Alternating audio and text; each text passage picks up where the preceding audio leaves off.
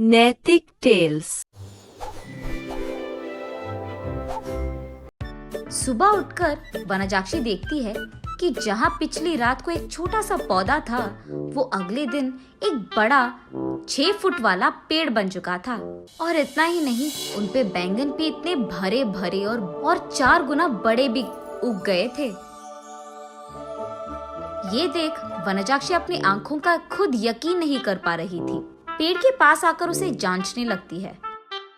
ये कैसे हुआ? ये मुमकिन कैसे है? कल तक तो ये पौधा था, आज पेड़ कैसे बन गया? वो ऐसे सोच में पड़ गई थी कि इतने में उसकी बेटी वसुंधरा वहां आकर उस पेड़ को देख ऐसे ही चौंक जाती है। कुछ देर बाद वो हार मानकर कुछ बैंगन को लेकर उनका भरता बनाती है। बस वो भरता स्वादिष्ट था। उस स्वाद पे फिदा होकर माँ बेटी दोनों बचे कुछ बैंगनों को उनके आजू बाजू पड़ोसी लोगों में बांट देते हैं। अगले दिन उस बैंगन के स्वाद पे फिदा होकर बार बार वनजाक्षी के घर आकर उनसे बैंगन पूछते हैं। और इतना ही नहीं, जितने बैंगन को कल वो पेड़ से तोड़े थे, उतने ही बैंगन अगले दिन वापस उग गए थे। ये देख माँ बेटी दोनों आश्चर्यचकित हो जाते हैं। तब दोनों फैसला करते हैं कि इन बैंगनों को मुफ्त में नहीं देना है। ये कहकर बेचते हैं कि ये जादुई पेड़ है और इसके बैंगन बहुत स्वादिष्ट हैं। ऐसे वो बैंगन दुगने रेट में बिक जाते हैं।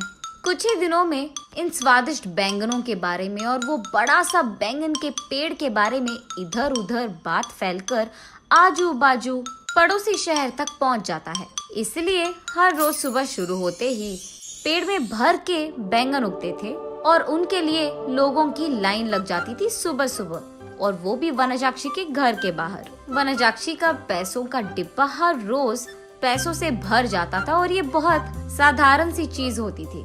कुछ ही दिनों में वनजाक्षी का नाम बैंगन से जुड़ गया और सब उसे बैंगन बेचने वाली वनजाक्षी करके बुलाने लग गए। और इतना ही नहीं, वो बहुत कम समय में उस सारे गांव में सबसे अमीर बन जाती है। बड़ी सी बंगला बनवाती है और उस बैंगन के पेड़ के चारों ओर बाड़ लगवा देती है और उस पेड़ के पास एक सिक्योरिटी गार्ड को भी रख लेती है। एक दिन वसुंधरा वनजाक्षी के पास जाकर ऐसे कहती है, माँ, रातों रात एक छोटा सा पौधा इतना बड़ा पेड़ कैसे बन गया? और ऊपर से अगर सारे के सारे बैंगन हमने तोड़ दिया तो भी अगले दिन उनके जगह में उतने ही भर के बैंगन उग जाते हैं। ये कैसे मुमकिन है? अरे हाँ, मैं भी इस चीज के बारे में सोचना भूल गई। चलो, जो भी हुआ उनसे हमारा अच्छा ही तो हुआ। अब तो मुझे तुम्हारी शादी की भी कोई फिक्र नहीं है बेटा,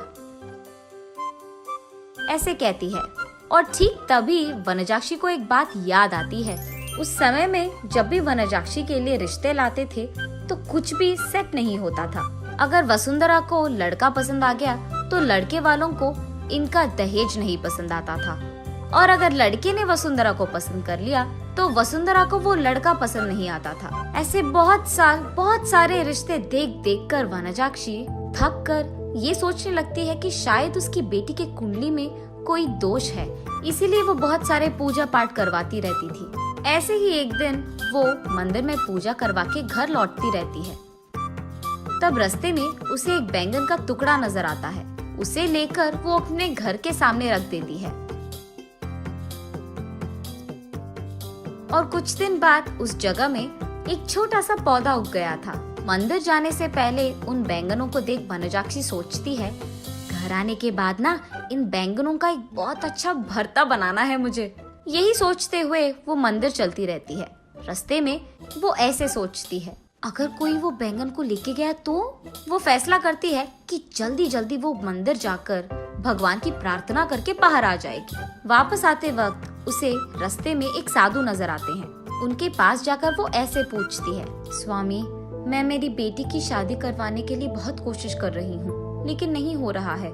कृपा करके इसका कोई हल निकाल दीजिए। ठीक है, उस जगह पे बैठकर अपनी पूरी मन से प्रार्थना करो, ऐसे कहते हैं साधु।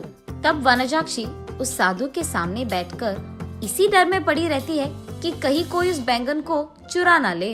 हे भगवान, मेरे घर जाने तक उन बैंगनों को संभाल के रखना, किसी को उसे चुराना नहीं है। इसका प्रार्थना करके वो उठकर साधु के पास जाकर आशीर्वाद दीजिए स्वामी, ऐसे कहती है। तब साधु कहते हैं, जो प्रार्थना तुमने अपने मन से, पूरे मन से किया है, तुम्हें वो हासिल होगा, और वो भी दुगने में। जाओ बेटी। तब जाकर वनजाक्षी को समझ आता है कि हुआ क्या था, और वो वसुंधरा को ये सब समझा देती है। तो तुमने मेरे शादी के बारे में नहीं, बैंगन के बारे में प्रार्थना किया था। हाँ, तुम भी ना, ये कहकर हंस लेती है।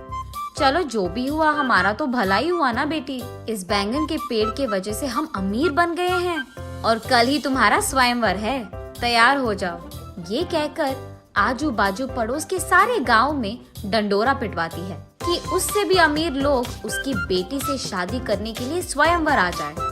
तब तक बैंगन बेचने वाली वनजाक्षी तो बहुत प्रसिद्ध थी, और उस घर के जादुई बैंगन का पेड़ भी। इसीलिए उससे रिश्ता पक्का करने के लिए बहुत सारे अमीर लोग लाइन में लग गए थे।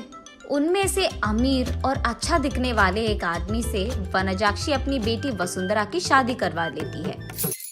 कुछ दिन बाद जब उसके सारे जिम्मेदारियां खत्म हो गई थी, वनजाक्षी उस बैंगन के पेड़ के पास बैठकर ऐसे सोचने लगती है, उस दिन मुझे इस बैंगन के बारे में काश कुछ सोने का ख्याल आया होता।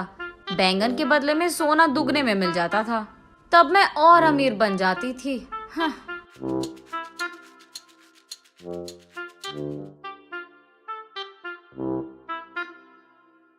अगले दिन सुबह उठ के देखने पर उस बड़े बैंगन के पेड़ के जगह में वही पुराना वाला छोटा सा पौधा था जो वनजाक्षी ने वहां लगाया था। तब वनजाक्षी को पूरी बात समझ में आती है। आशा करना तो अच्छा ही है, लेकिन लालच करोगे तो निराशा ही मिलेगी।